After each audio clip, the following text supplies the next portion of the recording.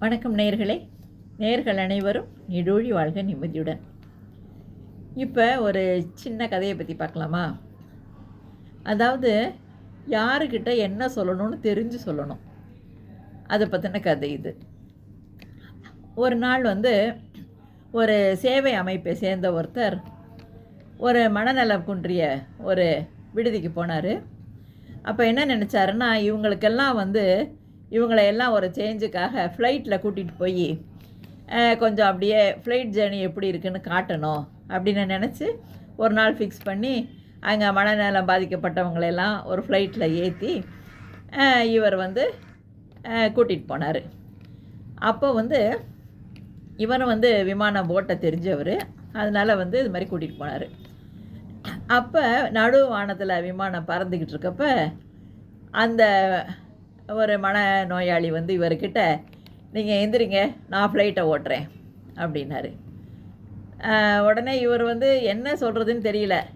ஏதாவது நம்ம மாட்டேன் என்ன அப்படின்னு ஏதாவது சொன்னால் இவர் நம்மளை ஏதாவது தாக்கிடுவாரோ அப்படின்னு நினச்சி உடனே, இல்லை உங்கள் ஃப்ரெண்ட்ஸ் எல்லாம் ரொம்ப சத்தம் போட்டுக்கிட்டு இருக்காங்க, அவங்களெல்லாம் அப்படியே சத்தத்தெல்லாம் அடக்கிட்டு வாங்க, அப்புறம் உங்கள்கிட்ட நான் கொடுக்குறேன், நீங்கள் ஓட்டுங்க அப்படின்ன உடனே இவரும் அவர் சொன்ன பதிலில் திருப்தி அடைஞ்ச மாதிரி, சரி நான் அவங்க சத்தத்தெல்லாம் அடக்கிட்டு வரேன் அப்படின்னு சொல்லிட்டு உள்ளே போனார்.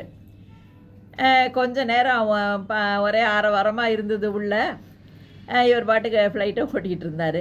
திருப்பி அந்த இவர் சரி சரி எந்திரிங்க, நான் இப்போ ஓட்டுறேன் அப்படின்னாரு.